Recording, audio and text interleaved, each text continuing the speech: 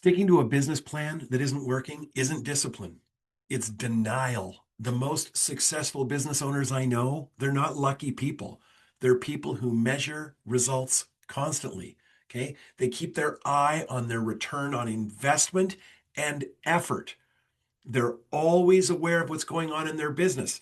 Every business owner has had this happen to them. It's happened to me. One day you're winning really big, and the next day, seemingly, it all shuts off. It's not the next day it suddenly shuts off. What's been happening is you're not measuring. So slowly things have been subtly shifting and changing, and you didn't notice. And that you can't let that happen. If you want to be a successful business, you have to last. And to last, you need to know that what you're doing is always working. You have to measure constantly because when you do, you can see changes as they start to happen. You can keep more aware of the market.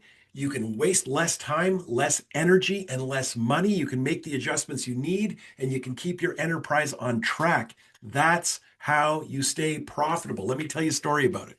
As I say, it happened to everybody. Handful of years ago now, how my business works is I speak at conferences, and my private clients, for the most part, are in the audience. And at one time, about the time of this story, I had a lineup of clients. I had people that had paid us deposits to start working with us months in the future, like paying to hold their seat. How good did that feel?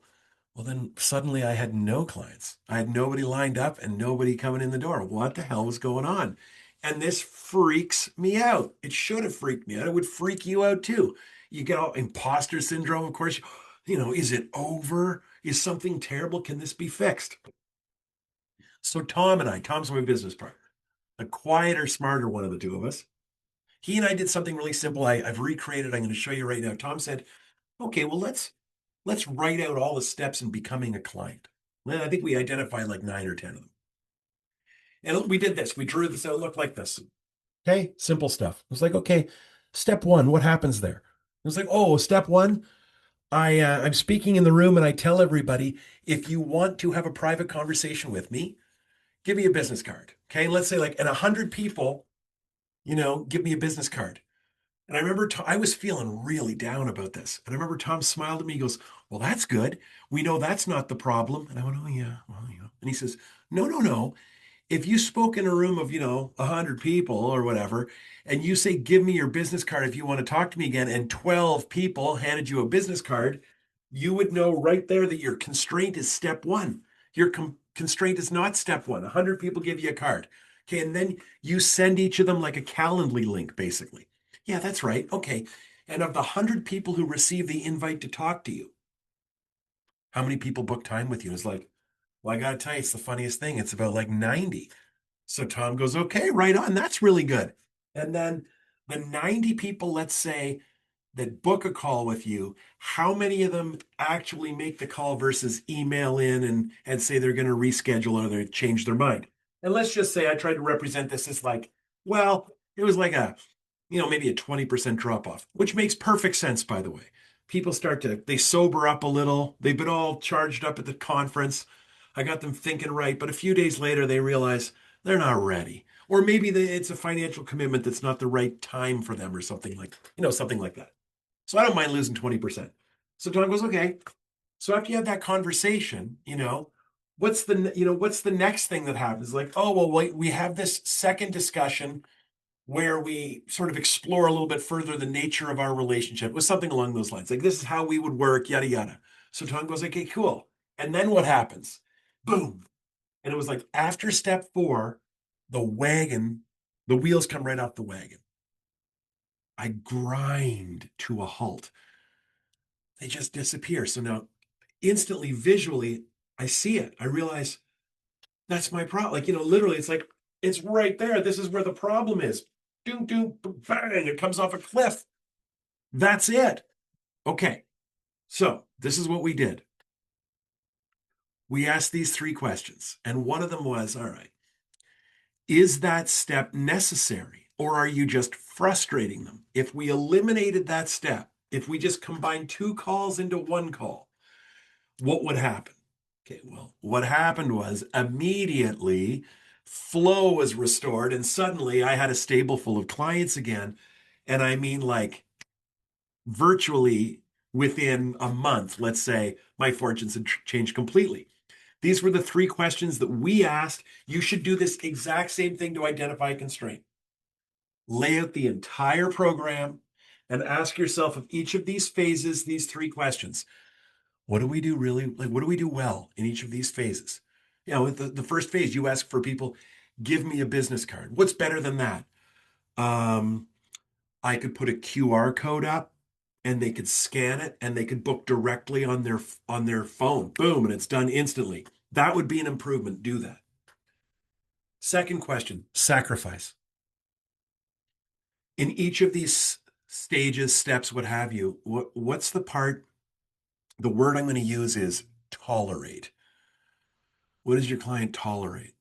I don't like to use friction because a little friction can be good. Slowing things down for the personal touch. I don't want to eliminate that. What I want to eliminate is eye rolling or, oh, Jesus, oh, Jesus. I want to eliminate that stuff. Okay. What can I do better? What can I eliminate? And the third one is, where is there an opportunity for a surprise? I'm going to tell you what I came up with, by the way. And if you've ever had a Zoom with me, you've experienced this. When we would book the call here on step 3 and they would come in, this is what I would do. This was my surprise. I would always go into the Zoom studio early. Okay. So I was there waiting for my client, making that as an impression. On my other screen, I would open up a video, some cool video that was germane to the discussion we were going to have. So I would be waiting for my prospective client. They're not waiting for me. They're not waiting to speak with the all-powerful Oz here. I'm waiting for them. They're my guest. And when they would come in, instead of seeing this lame, we'll let Dennis know you're here, the second they tuned in, I would admit them. I had already set this all up, so I was sharing my other screen and sound.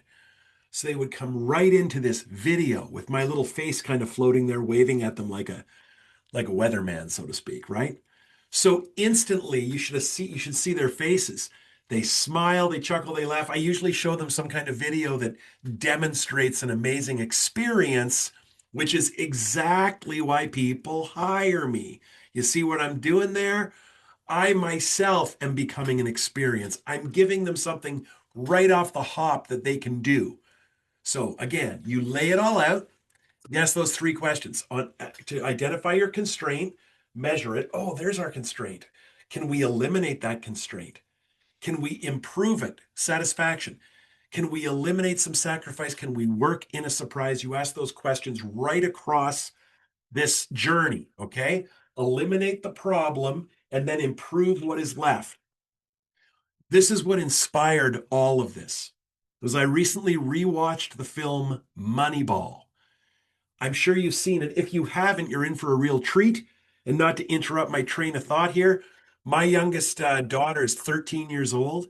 It's a really great movie to watch with a kid, especially if you have a daughter, because there's some really lovely dad-daughter dynamic in there. And it's a good adult movie that's not offensive in any way. It's a wicked, wonderful story, and it's got some really great quotable lines. There's also a lot of lessons in there for us business owners. And one of them, of course, as you know, if you've seen the movie, it's not a baseball movie. It's a business movie. It's a movie about measurement. It's a movie about thinking differently. And I don't want to get into talking about the movie, but there's a fantastic line in the movie where he says, he's telling like his business partners, his scouts, you're thinking wrong. And if we play like the Yankees in here, he's referring to the conference room, we're going to lose to the Yankees out there. We have a different measurement here. We got to find something new. We can't replace players. We have to replace runs. Wins. That's what we're replacing. And wins are made up of runs. And runs happen when people get on base. Okay? You win, I win, baseball teams win by organizing themselves, organizing their resources around what actually causes success. You're trying to replace personalities and baseball players, and I'm looking totally different. Again, I could talk about the movie for an hour because it's that good. See it yourself. If you've never seen it, you're going to thank me. You're going to learn a lot. And I've got some questions that I want to share with you that were inspired, quite frankly, by this movie. Here it is. What outcome actually predicts winning? And are we measuring it? That's the first question you want to ask, because if you're not actually measuring the right stuff, everything else is noise. And there is this fantastic scene in the movie where Billy Bean, played by Brad Pitt, literally goes, oh, you're all just talking. You're seeing the same stuff over and over again. You're not accepting the game has changed. Okay? What game are you playing in? Your game has changed too. My business has changed. Everything has changed. Technology changes it. People change it. They drive change. Culture changes it. Okay. What outcome actually predicts winning? What actions do you take that actually move the dial forward for you? Here's the second question. Where does performance bottleneck every time, regardless of effort? That's the constraint. Start right there. For me, it was this. I had to visually see it. Until I saw it, do you think I knew it was there? No. Not only that, I thought that step was important. I thought it demonstrated to my potential client that I wasn't trying to close them. It was all about fit. Okay, well, let's talk again. And they were thinking, I don't need to talk again. I want to do this. Here's number three. What are we over investing in because it looks important? Tradition, optics, egos. And this again, all inspired by watching Moneyball with my daughter. Billy, with all due respect, they don't know what they're talking about. They don't know baseball. They don't have our intuition. I'm a business outsider. I didn't go to school for business. I spent 30 years bumping up against that. With all due respect, Dennis, we're the real business owners. Yeah. And what did I learn on my first day of work? I learned none of you actually know what you're doing. That's what I learned. No, what I'm going to measure is you're overestimating in tradition. You're overestimating in the past and how things always were. This is why I'm such a big Seth Godin fan, because it was Seth Godin that gave me these words. I hate the status quo. The few business is about innovating constantly. We kick the status quo to the door. You measure constantly, you track the market, you go where you got to go before you need to get there. You don't hang on to what used to work. It will stop. If I held on to what used to make me $1 million, I wouldn't make $200,000 a year now. It's just the way it is. You know it's true. This is a good one. If demand doubled tomorrow, what would break first? That's the system telling you the truth. Okay. If demand doubled tomorrow, what's going to break first? Okay, you want to fix that before it does. Which activity creates motion but not momentum? What do you do that makes you feel good and gets everybody busy and doing stuff? This is something I talk about a lot, which is the 80-20 rule. Everything that happens that you do every day, of everything you're paying, all the actions that happen in your office every day, 20% of them do all the good. 80% of them gets everybody busy. And when you don't have a plan and you're not measuring it, and you don't really know what the hell you're doing, being really busy is like a tonic. It makes you feel good. Busy doing what? That's the question. Okay. Cut it or redesign it. Number six, what do our best customers value that the market underprices? Once again, this is all from Moneyball. Just powerful, quotable lines. Jonah Hill. They don't know what they're doing. And he builds an entire team. There's just this great line. He goes, they have no money. He says, with all the players that are available, we can absolutely put together 25 people that can win a world championship. It's all out there. These guys are undervaluating it. Okay. What do our best customers value that the market underprices? That's your unfair advantage. Okay. My unfair advantage is I understood what experience was and how it wasn't service. I understood that before anybody else did. When everybody was dismissing it as a nice to have, but not a must have, when they offended me by telling me it was the soft skills, I was like, oh my God, you morons, you're all going to be paying me soon. Okay, it's not the soft skills. The so-called soft skills are the hardest part. caring about people, empathizing, doing more, mattering more, doing more than anybody would expect you to when nobody else is asking for it and none of your competitors are doing it. No, no, that's not a nice to have. That's why you're watching my video right now. What do our best client, oh, pardon me, if we removed one step, if we removed one step, approval or handoff, what would speed up immediately? Leverage hides in simplification. I think I've made that point already. Number 8, what metric makes us feel good? I love this one, but doesn't change decisions. Okay, you ready? If it doesn't drive action, it's a distraction. So here, I'll admit this to you. I have no freaking idea why I don't get like a zillion looks at all my stuff. Okay, it's solid gold, man. I don't know. I'm trying really hard. But I'll be the first one to admit that it's just distraction and decoration. Here's why. You don't measure, attention. Everything seems to think it's worth a lot. No, impact is worth a lot. Okay. The other day, I posted something and I think I had like 32 reactions to it, which it means somebody went like, which is about the easiest thing. It's like breathing. It doesn't even mean anything. It takes so little effort, it's meaningless. But I'll admit to you, I was like, wow, 32 likes. Who am I?